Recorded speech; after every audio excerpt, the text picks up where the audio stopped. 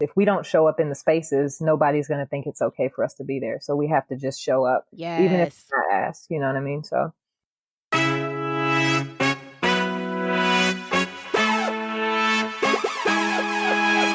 Welcome to Blackxecutive Podcast, where we share inspiration and actionable advice for Black creatives going pro. I'm your host, Jazz. With each episode, we'll chat with Black creatives thriving in entrepreneurship, corporate careers, and the nonprofit sector, all while building a network of Black creatives, 6 head nods apart. Enjoy the show, where the dreamers become doers and the aspiring become inspired. Let's get started.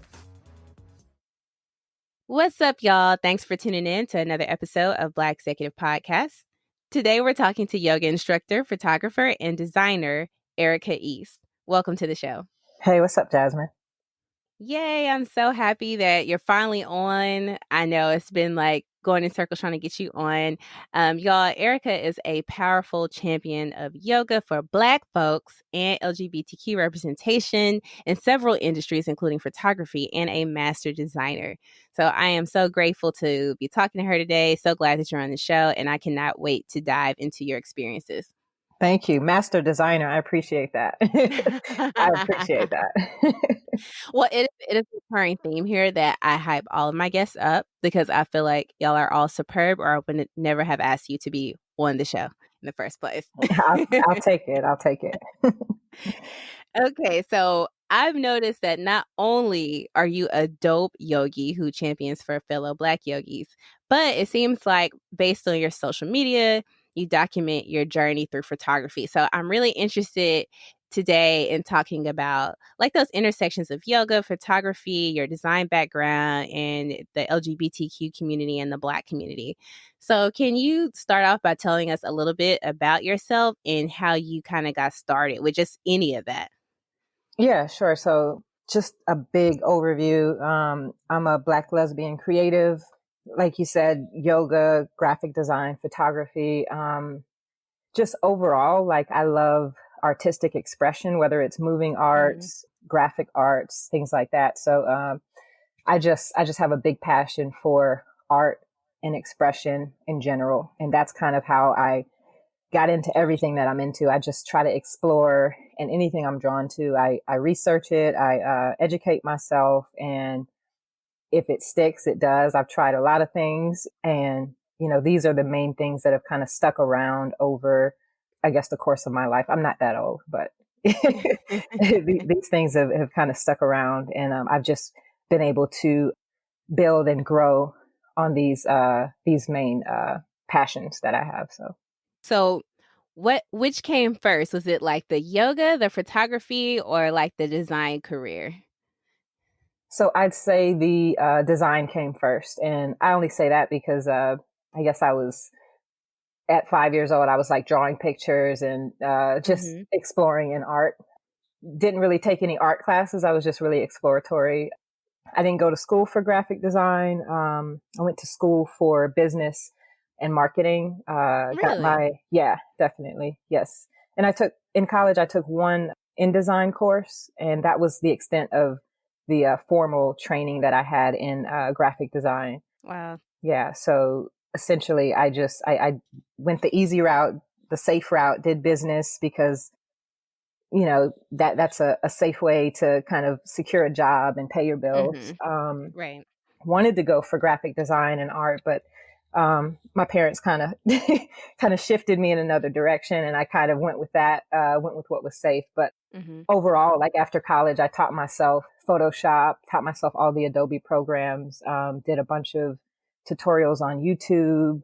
So I just really immersed myself in design after college, just on my own, just kind of teaching myself all of the programs and just educating myself, kind of learning to be a designer. So so design came first. Okay, cool. So you kind of started off in design, and did you from there, did you kind of find yourself interested in photography? Was that like a natural progression, or did you kind of get into yoga and then wanted to document that?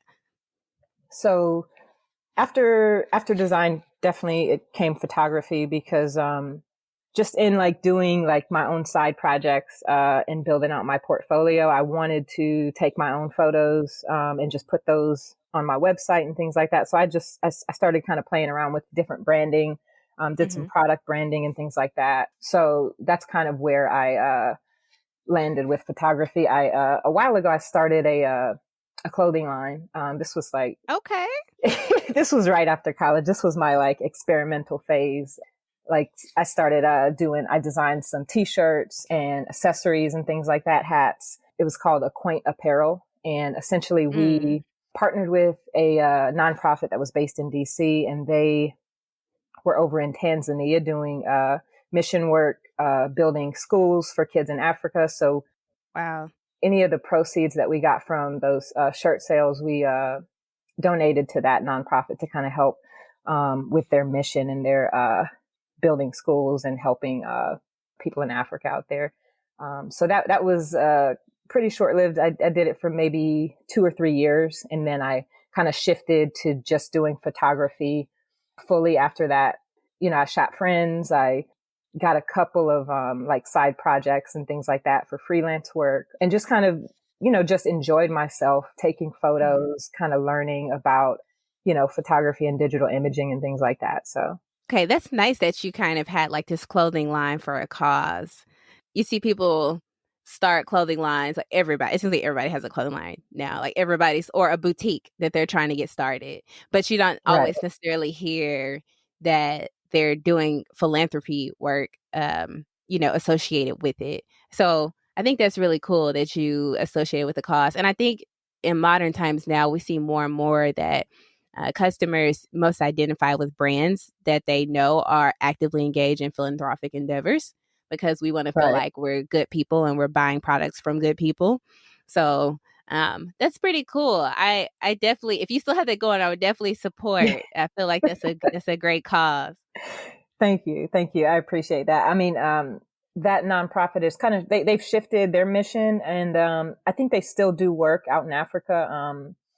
But I don't have that website up anymore, but I do have some kind of shirts and things like that for social justice and things like that. But yeah, I thought it was important to kind of give back, and you know, back then when I had that line, I wanted to I didn't just want to sell shirts. I wanted to, you know, have a mission behind what I was doing, and just kind of partner with people and share my talents, and also, you know, give back any way I could if I was able to profit from that. So.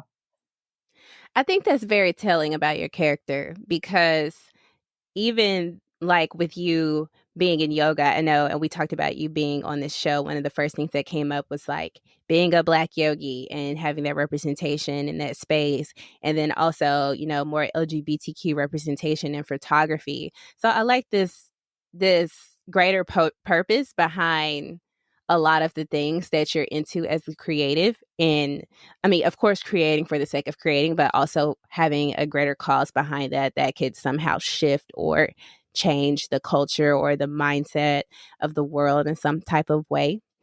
So kind Absolutely. of Yeah.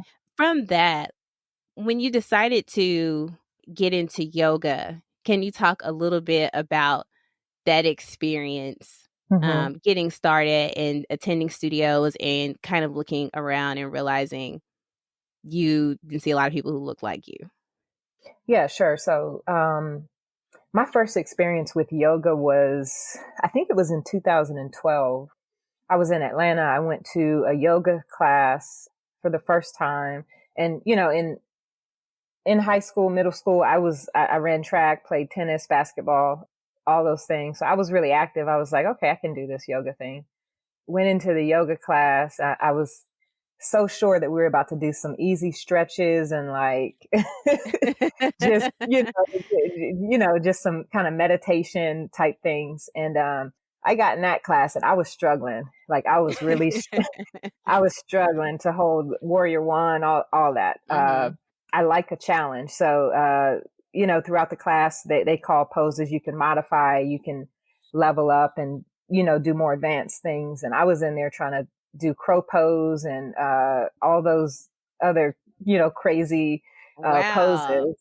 First Um, class trying to do crow? the first class, Bold. the Bold. first class, but I was struggling. So, I was in there and then I was, you know, I was humbled, first of all, because I went in there thinking we were just about to do some stretches, but, I was humbled and, what I got out of the practice, just perspective. You know what I mean? And it took a lot more yoga classes after that to really get into the spiritual side of it for me. But that first class for me it was kind of like a wake up call. Like, okay, yoga is more than just these simple stretches that you think it is. So that challenge of right, that challenge of doing those advanced poses and things like that really kind of hooked me. And I didn't go back for a while. When I moved to Charlotte is when I really started going to yoga regularly, and that was not that long ago. That was probably in 2016. So I kind of let go of yoga for for a few years, and then when I moved to Charlotte, I really got into it. Started going to classes weekly. Started really getting into the practice. For me, it was just a different experience, something that really added benefit to my life. And it sounds really cliche, but when you do the practice and you're consistent in the yoga practice, like you really feel this emotional, mental, spiritual, and physical connection. Yes. You feel grounded in all of those aspects. So that's why I kept going. In 2018, I got my yoga certification to teach from Yoga One. I've been teaching for over the past 2 years. So I just really loved it. And being a Black lesbian in Charlotte, going to yoga was interesting. I'm sure. The first class I went to, I can't remember the name of the studio, but the first class I went to, I think I was the only Black person in there. The woman kind of came up to me and was like, have you done yoga before? And I'm like, yeah, I've done yoga before. And after that, she just really didn't say anything else to me in the class. She was assisting other students, helping them, greeting them. But it was just this weird, separate experience in class. And, I'm new to Charlotte, so I'm kind of hopping around at different studios, trying to find like what feels good, what feels like home for me. And I went to maybe 5 or 6 different yoga studios in Charlotte. All of them kind of the same vibe, mostly all white, just this kind of cookie cutter yoga studio vibe. And I was just like, this is not going to work. I don't feel good here. So I found Kelly Carboni Woods. She was teaching like a community yoga class, and this is a Black yoga teacher. And she, I can't remember, somebody that was living in my apartment complex told me about her class. So I went to her class and it was amazing. There were people that looked like me. There were all body types, queer people. It felt good. It felt really good. And it wasn't like this fancy, showy type vibe at all. So that space was something that I really appreciated, because after being to like 6, 7 other yoga studios previous to that one, I was kind of discouraged. Like, I don't know if this thing's going to work. So I found Kelly's studio, and she does private lessons, and I think she teaches a community class still now. But after Kelly, I was introduced to Yoga One, which is where I got my teaching certification. And when I came in there, the vibe felt like really warm. It felt welcoming. It felt inclusive. So that was kind of my yoga home. That's where I did my yoga teacher training. There were brown people, gay people, like every kind of person you can think of. And this yoga studio wasn't perfect by any means, but they were making steps to recognize their faults, and whether it's discrimination or not being as inclusive as people would like, things like that. So that was appreciated. Essentially, Yoga One was my home studio. That's kind of where I got my start. I taught there for a little bit. They closed down their studio. Kali Yoga opened almost a year ago today. They opened, and I teach there on Sundays, and also teach online a little bit too. So yeah, that's kind of my yoga journey in a nutshell. There are 2 things I want to kind of touch on there. The first being, what was the catalyst that made you want to be an instructor? Was it more along the lines of, I'm really passionate about this, I want to help people? Was it more along the lines of there's not enough representation, I want to be a part of that representation? Was it like a combination of both? Was it a different reason? Like what was your motivation for that? Good question. My main reason for wanting to teach was, I guess it was twofold, like pretty much what you said. The experience that I had in, visiting previous yoga studios, it wasn't a welcoming experience. Mm, I got to Yoga One and I saw people that looked like me. I think our yoga teacher training class we had, how many people? We had maybe 7 brown people in our yoga teacher training out of, mm, there were about 29 people total. Like we had the biggest teacher training class. But in general, like you look at all the photos of the yoga teacher trainings in previous years, there's maybe one Black person. mm, Look at it today and, you look at different yoga studios, you'll see 1 or 2 Black people in there. So I really wanted to show up, and even being in the yoga teacher training, initially it was for a better understanding of yoga and the practice, and mhm, how to integrate it into my life. But when I got into teacher training, it was great to see a handful of Black and brown people, and that made me want to continue to show up. So just not seeing that representation in the other yoga studios, going to yoga and like me being the only Black and brown person in the room, um, mhm, wasn't cool. Like there was one, no, there were 2 Black yoga teachers at Yoga One outside of me teaching. Like, so before I started my yoga teacher training, there were 2 Black yoga teachers, and I think there were about 30 teachers total at Yoga One, mm. because Yoga One Wow. had 2 studios, huge rooms. So out of maybe 30 teachers, maybe more, there were 2 Black teachers before I started teaching. After our teacher training, they hired like four of us. So now there's Mm, like 6 total. So yeah. it was cool to see that change and see those shifts, but still, like, me wanting to be a Black teacher and then see a Black student come into the room, I'm like running Mhm. over to them, like happy, greeting them, because I know how it felt to, be in that space and not be greeted and just kind of be treated Yes. like, okay, you don't know anything. You're this, you're this person that's just walking in that it is not familiar with this practice. But just to try to be in that space where it's like a whitewashed um, Mhm. yoga energy. Like that's just like I wanted to show up in those spaces, and even though it was uncomfortable, like I wanted to be in those spaces. So when other Black people came in, they saw me and we stood tall, and we were able to get in the front of the Mhm. room and practice, and and do Yes. our. So that was mainly my motivation. I really wanted to help people, everybody overall, but I really wanted to show up and let Black people know that we can show up in these spaces even though it doesn't seem like we're welcome. Let's welcome Yeah. ourselves, and let's continue to support each other in these spaces. Yeah, I think that is so dope.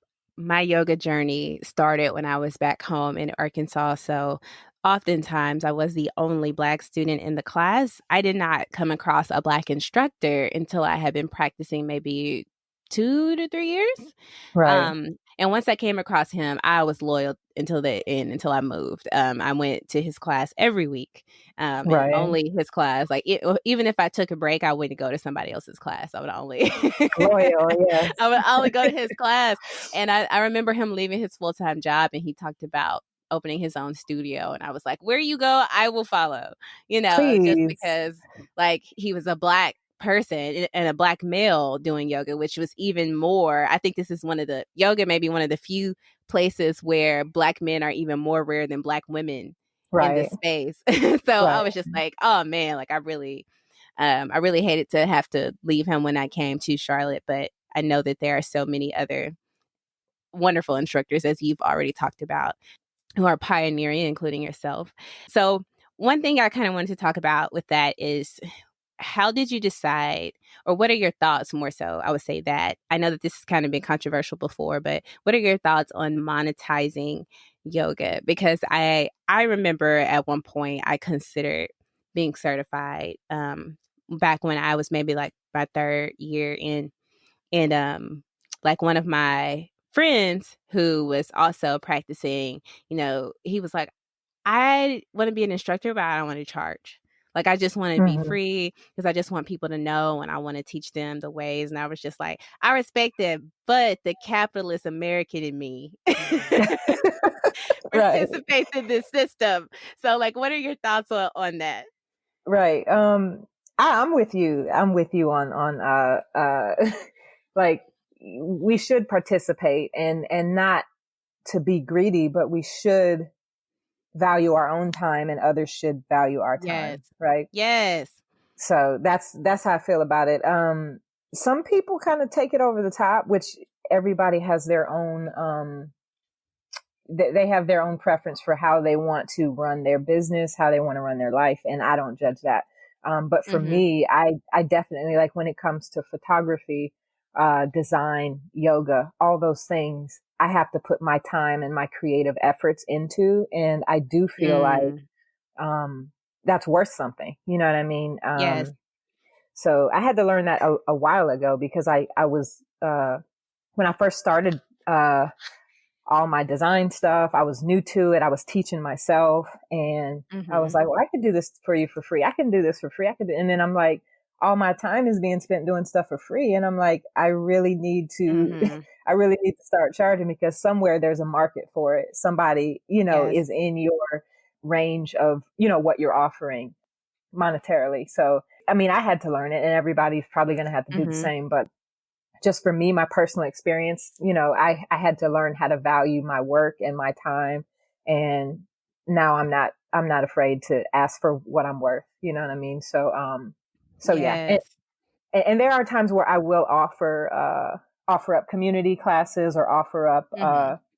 social justice work, things like that for design or photography services, just on a one off basis based on, Mhm. whatever the project is or whatever the initiative is. And I think it's important too to give back and have that balance. Yeah, I think that's super important to mention, and I feel like and one of the reasons why this podcast exists is I feel like a lot of times when you're a creative, especially when you're getting started, like you mentioned, it like that imposter syndrome can kind of play onto how much you charge or if you charge at all, because you're like, I'm still learning, so I don't feel comfortable charging you as I'm learning. Like, what if I mess Right. something up? Or what if I don't do a good job? And then I feel bad because I've charged you for this service. But, at a certain point, you realize, like, you know what? I am doing decent quality work and I should be being compensated for my time. Like you said, the creative energy that I'm putting towards this, I think that's very important.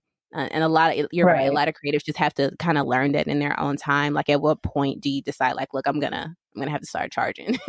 Right. Right. And I feel like it's like you said, imposter syndrome. Am I good enough? I just started this, do Hmm. I know what I'm doing? You kind of have those voices in your head and you're like, trying to justify what you're doing. But Yeah.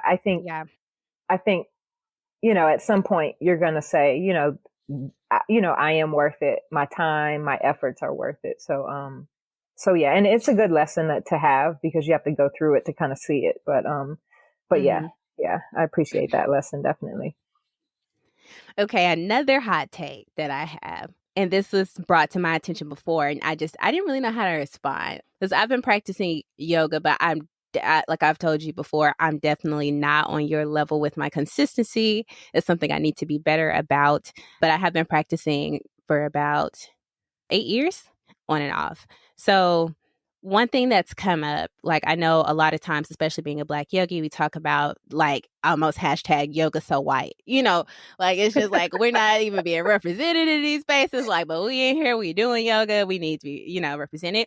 But, yoga in itself, especially hatha and Bikram, which has been like westernized so much, has really been whitewash and westernized, as you said. So, Right. what are your thoughts on like yoga for Western culture being like considered appropriation of Indian cultural practices? Like, do you agree with that? Do you disagree? Do you feel like we've kind of made it our own in a sense?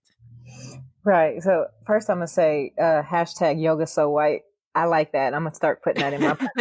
I'm gonna start putting that in my posts. It's true because it's very true. But so do I feel like the Western culture has appropriated those kind of styles of yoga and made it their own? I do feel like that, and I think, you know, with it being whitewashed and like we have all these like fancy yoga clothes, and you don't need all that for yoga. Like you really don't need all that for yoga. And we have the culture has just kind of been shifted to be like divisive, kind of separate energy. And for me, like it's not like you if you look on and just recently I've seen this because I kind of follow yoga magazine or yoga journal.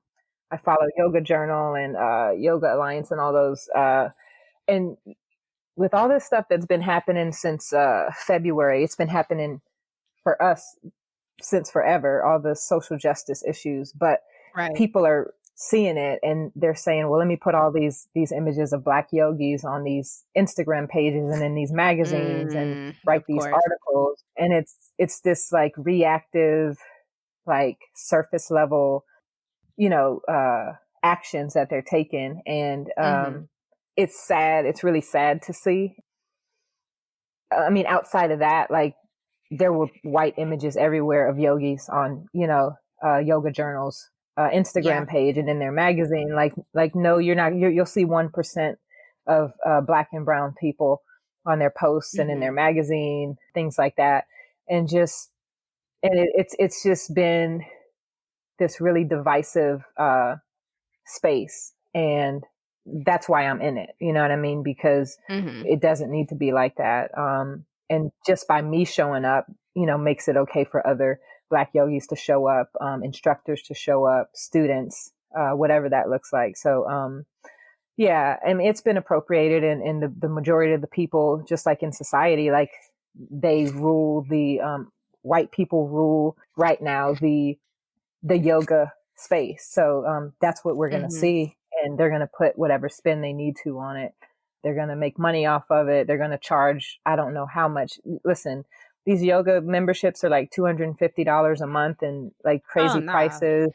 And listen, I became a teacher and that's why I go to yoga so much, is because I'm not having to pay so much to do that. And it's just, it's crazy that they don't make it accessible. And that's why I say divisive, because it's not accessible for, you know, Black and brown people or people, you know, that are just underrepresented in these areas. So, so it's not accessible.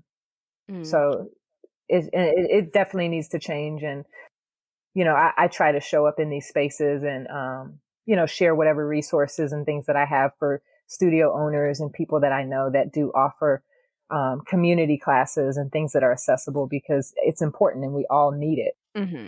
Yeah, definitely that for sure. I've been to a fair share of community classes. There was one particular class I went to years back, and the instructor was Black, and she taught Kemetic yoga, which was supposed to be based off of ancient Kemet, which I thought was really interesting. And it was my first time hearing about that. And she was very much an advocate of not practicing yoga practices that are rooted in like Indian culture, because she felt like, you know, we were appropriating, like all of us were appropriating their culture as well. So I never quite had an opinion on that. I was kind of just like, I like yoga, you know, I don't really care what I don't really care which one. I prefer Bikram, but you know.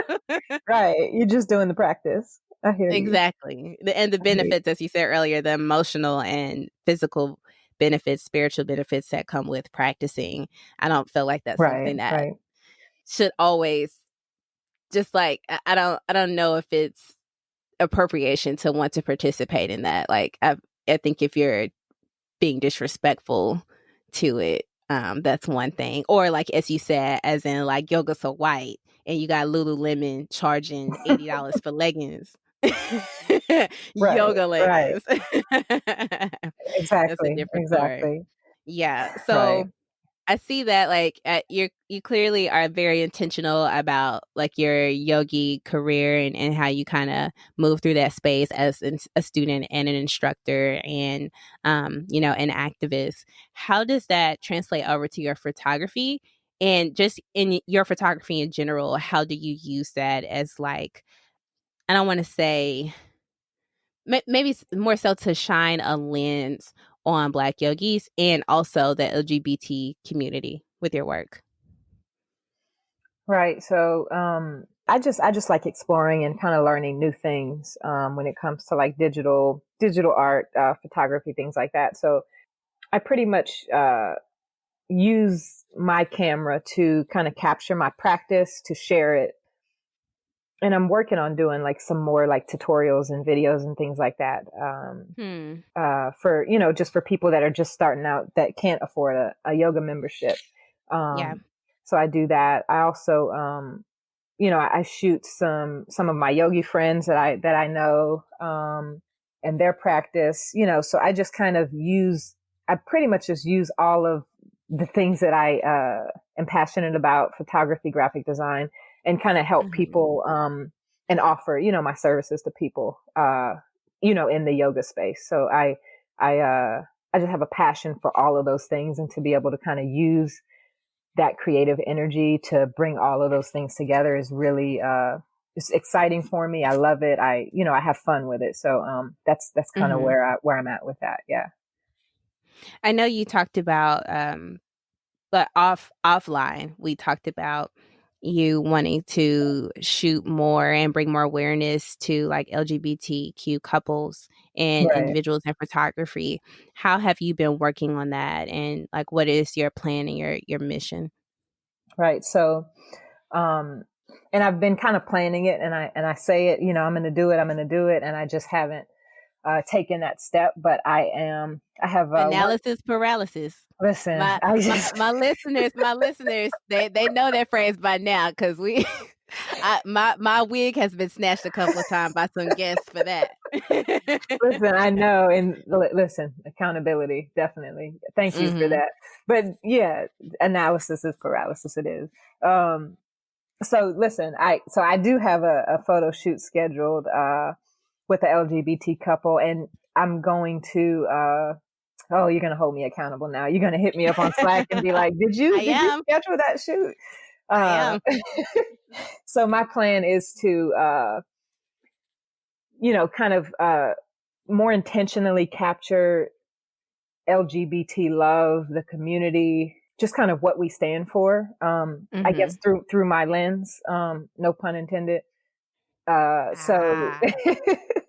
so I want to really, capture couples, do, like lifestyle photography, things like that, and like just really Mhm. embody the, LGBT community, and just, and be able to show people what love looks like, what community looks like, things like that. And just, do that through my work in photography. I think, that's something I've been thinking about a lot, and I haven't taken a Mhm. whole bunch of, action toward it, but, it's something that I definitely am, moving towards, and, making plans for. And now I'm going to have an accountability partner, Jasmine.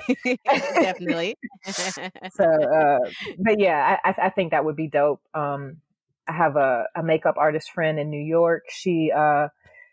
Cool. She, she had a few ideas, with us working together on some stuff. So, yeah, she's really dope. She's really talented. Just her energy is awesome. Shout out to Patrice. Mhm. So, yeah, that's something I definitely want to start moving on and capturing.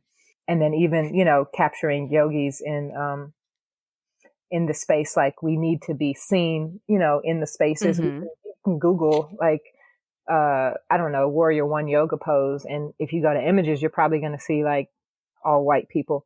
You know what I mean? Yes. So I just feel like maybe we need to do a big photo project and just flood the internet with Black yogis everywhere. I don't know. Yes, and we need to reach out to some Google algorithm engineers Yes. and get our stuff to rank. Because I tell you one thing, if I Google black hairstyles one more time and a white woman pop up, I cannot. Google is gonna hear from me. There's nothing I can't I stand. It's a can't. side tangent. I cannot stand more than intentionally put black women X and still don't get disappear. Black women. I'm like, come on. It's 2020. Come on. I cannot. We got to take over. We got to take over. Yeah. Yeah, definitely. Well, I'm definitely gonna hold you to that project. Okay. And I'm looking forward to seeing that photography. I love seeing representation of all underrepresented groups. We need to be seen, and especially the LGBTQ community in photography, Right. because and I feel like you get some of the dopest pictures because you just have these different couples that appeal to these different audiences, and I love how it shakes the room. It just Right. it's like, we're here, we in this thing. You're Right. gonna have to deal with Yeah. Yes, it. exactly. And it's not the cookie cutter, white picket fence, No, white family. No. So, no. yeah, definitely. Yeah, I feel like when I see photography like that on sites, especially business oriented sites, it automatically taps into my brand loyalty, because I'm like, you're showing Right. something different. You're showing that you are inclusive, not just, presenting, but you are actually just placing people on the site. It shouldn't have to be a discussion of, do we need to include this particular person here, this particular person there. They're just people. We're all just people. No, and I'm right with you. I think like it starts with the people behind the scenes, the people that are making the Mhm. decisions. It starts with their values. It starts with what they stand for, because you can slap a picture Mhm. on the website, but like, what's your company really behind? Are you being reactionary because like Mhm. somebody got shot yesterday, or are you like, are you Mhm. really standing for this? You know what I mean? So, Yes. and it'll show because I go right to Instagram on Yoga Journal's Instagram page, and I scroll all the way down to December Mhm. 2019. I see all these white yogis. So, like, Yeah. really, what do you stand for real? So, Exactly. Exactly. And you can tell. I know there was a discussion about like imagery on site that came up the other day that I was in. And one hmm thing, an example that came up that was really interesting to me was someone mentioned they were placing a photo on site, like a stock photo for like how to reorganize your kitchen. And right, so the designer chose to use a photo of a person with a disability who was in a wheelchair. And the pushback from the editor was like, well, this article isn't about people with disabilities. It's about redesigning a kitchen. It's like, so people with disabilities can't redesign their kitchen? exactly. Like it. How does it matter? I'm pretty sure wheelchair not. I need my forks over here and my plates over there. Like what does that have to do with it? And that's the thing. It's like, why can't we're all just people. Just place the photography on site. Stop going with what you think is the norm and what it is your environment. People get so caught in their little bubble, and I want my space or whatever I work on to be representative of my little bubble, and it's Right, not the world. right, exactly. Yeah, people get like, they're so used to seeing slim white blonde model.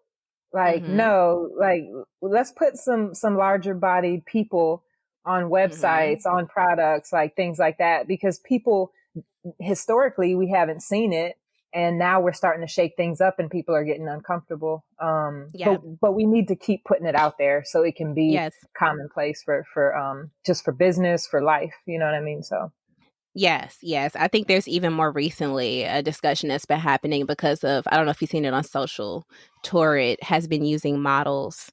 And Torrid is a site that traditionally markets towards heavier set people because that's their demographic. That's who they market right, to. And so, of course, they market to plus size customers. And one of their images that's out now that's going viral is a person who does not have an hourglass shape, a woman who's not hourglass shaped. And so, of course, the internet, being ruthless and right, immature as it can be, are just like ridiculing this person for their body type and tore it for using that person. And it's like, this is real life. This is what people's bodies look like. And it right, should be represented. And more specifically, this is their customer base. They're trying to sell to plus size people. So it makes sense for them to have these images on their site. And so there's just a lot of fat shaming and, Right. just going on with that. And I'm just like, one day we're going to get to a place where this is not a conversation. Right. It should not even be a conversation. Like, come on. People are just, they're kind of, they have this laser tunnel vision about what things should Mm-hmm. look like or how things should be, that, when they see something that's not in their cookie cutter image, they have an issue with it, because it makes them uncomfortable. Like, no, Right. these are real people. Like, this is what reality is. So it's crazy. Yes. Yes. So your work is much needed and much appreciated. Thank So you. no, for every one person that is ever offended or whatever about whatever, and I'm very um ridiculously pro-black on social media, so I pissed off a lot of my white classmates from college. I love it. I love it. So I'm used to people like being pissed, but it's like regardless, this one person who was pissed, there were 10 to 15 other people who felt seen, who Right. felt heard, and who Exactly. felt interested in learning more at the minimum. So your work is needed. It is necessary as a Black yogi, as a Black LGBTQ person who is a photographer, who is this creative and just representing in these spaces. We need you in these spaces. Thank you so much. I appreciate it. And I'm glad to be in the spaces and just, Mm-hmm. support other people and encourage them, because if we don't show up in the spaces, nobody's going to think it's okay for us to be there. So we have to just show up, even if Yes. not asked, you know what I mean? So Yes. That is so, so, so important. Show up even if we're not asked. Matter of fact, I don't want you to ask. I want to disrupt your space. I am an intentional disruptor. yes, I love it. I love it. Yes. So as we get ready to wrap up, what advice do you have for aspiring Black professionals who are looking to use their art to bring awareness? Um, just be curious. I think Mm. really be curious. A lot of times, like throughout my whole process, from starting out, I was just curious. I figured out what I liked, what I didn't like. I failed a lot. I kept trying, and these few things really stuck with me, and I'm like really passionate about it. And figure out why you're doing what you're doing. Mm. What's the purpose behind what you're doing? What value are you adding to the world? Not just monetarily, but spiritually, like for humanity. Like, Mm. how are Yes. you? Yeah, how are you like bringing people together? And be yourself and share what you love. You know what I mean? And I feel like you do that, you'll be good. Just logistically, um, I'd say get feedback from people who are where you want to be. Mm-hmm. You don't want yes people telling you yes to everything you do, because it might be trash. Mm. Um, Yes, that's the truth right there. You don't need yes people in your corner. right. So I say, surround yourself with people who are already where you want to be, who are where you Mm-hmm. aspire to be, and just learn from them, and just keep practicing, hone in on your craft, and get an accountability partner that's gonna, call you and be like, "Did you do that thing yet that you said you've Right. been wanting to do?" So yeah, just surround yourself with positive people and just do what you love. Really, that's it. Yes, that is so true, and I love bringing in that anytime there's an opportunity to say it, I'm going to say it. Do not be the smartest person in the room. You are in the wrong room. Right, right, You are in the wrong room. And it took me a long time to really get that. Like I heard it, but I didn't really get that because I kind of liked being the smart person. You know, like, I know right. this and I know that, and I have my degree in law, nose in the air, pinky in the air, SpongeBob. But just like being that person and being able to say like that bravado. But it's like, what am I learning? How am I Right, growing if I'm not learning from the people I'm surrounding myself with on a regular basis? right. That's that ego thing. If you want to be Yes. the smartest person in the room, you need to get humbled a little bit. And just like when I did Mhm. yoga for the first time, I'm like, yeah, I can do this. Mhm. I work out, I do this, but I was definitely a beginner, and I was Mhm. humbled. So just make sure you humble yourself, and just keep coming back to um, why you're doing what you're doing. Yes, yes, humility is key for sure, definitely. And yoga will definitely humble any athlete. I challenge any single person listening to this who has never been to a yoga class, especially if you consider yourself an athlete, to take your behind to a yoga class. I Yes. guarantee Yes. it. And matter of fact, Sundays, 8:30 a.m. at Kali Yoga Studio. Come through and Yes. I would love to meet y'all. Yes, yes. Plug, plug, plug. Plug it. Right. And I was just gonna say, Kali Yoga, they offer $10 drop-ins, really accessible price points for everybody. You know what I mean? Really good community Mhm. yoga studio. So definitely check them out if you get a chance. I love that you mentioned that too, because that's definitely a barrier when, yoga is being priced just ridiculously and people can't even attend a class. So, Right. yes. Yeah, we definitely anytime you can find a community yoga class near you, or definitely if you're in the Charlotte area and you can make the trip to Erica's class, definitely drop in. You may see me too, because I'm definitely going to be attending some of your Yes. classes now. Yes, definitely. Okay, so how can people find you online to keep pace with your creative journey?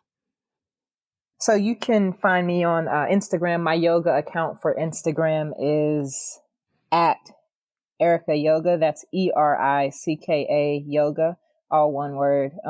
If you want to follow my design/photography page on Instagram, it's Ericka_East. That's Ericka_EAST. And then you can go to my website. All my stuff is on my Instagram page, or you can go to erickaeast.com. And there you have it. Thanks again so much for being on the show. So happy that we finally got this scheduled Yes, we made it so we happen. could talk. Definitely. Thank you so much for having me. It was so awesome to kind of talk about my journey and just be able to share it with people.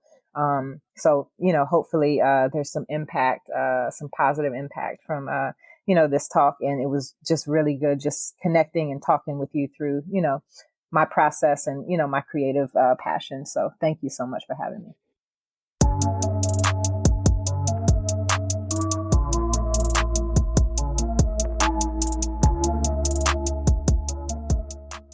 I love, love, love the representation that Ericka just provided today for the show. She came in and shared so much insight on the power of representation in so many spaces across the creative spectrum. As usual, I'm going to hit you with 5 key takeaways. Number 1, use creative energy to bring all of your creative interests together. Ericka talked a lot about being a jack of all trades, sort of, being interested in multiple things. And she is able to use all of her powers combined to be a super representative creative across everything that she's interested in. Number 2, be curious and don't be afraid to try things. Figure out what you like and don't like. Fail a lot, fail fast, keep trying. Stick with what sticks with you and then be passionate about that. Find out why you're doing what you're doing. What value are you adding to the world beyond money, but spiritually for humanity? How are you bringing people together? Such a powerful quote from Ericka. Number 3, sometimes your passion isn't something that you're already good at. Sometimes it's something that challenges you and you may actually be really bad at.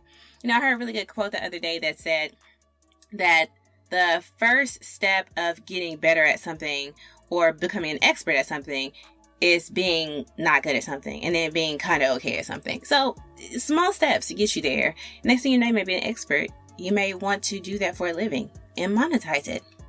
Number 4, in industries dominated by majority culture, push back. Ericka spoke a lot about the plight of Black yogis, instructors and students fighting to make yoga less divisive and more inclusive and more accessible. So that includes everything from creating welcoming spaces for yogis of color, of all body types, all the way to affordable pricing for classes. Number 5, even if you feel like your craft is a spiritual practice and you should be giving it away, you're like, I really just love this. I want to do this. I want to give it away because you want to empower the community and you want to share that. You can still find a way to balance that with monetization. There's nothing wrong with wanting to monetize a part of your craft. It's the society that we live in. We live in a society that functions off of, monetization. You have to be able to survive. So value your time and others will too. And you can always do community events. You can always take on an occasional pro bono client or partner with a nonprofit to give back. That's all I have for you today. As usual, if you like the episode, if you don't like the episode, give me feedback. I just want to hear from you. You can email me, jazz@blackxecutive.com. You can also submit feedback on blackxecutive.com, and you can leave a review on Apple Podcasts. Until next time, keep aspiring to inspire. Thanks for listening to another episode of Blackxecutive. If you enjoyed listening in on this convo, leave a review on Apple Podcasts or wherever you found us. Follow us on Facebook, Instagram, and Twitter @Blackxecutive. Have something to add to the conversation? Visit blackxecutive.com to leave feedback, and your thoughts could be featured on a later episode. While you're there, pick up your exclusive Blackxecutive gear and rep the culture. And spread the knowledge. If you know a Black creative trying to go pro, a corporate mogul looking to advance, or a cousin that's always hustling but never gets an idea going, drop them a link to the show. Until next time, keep aspiring to inspire.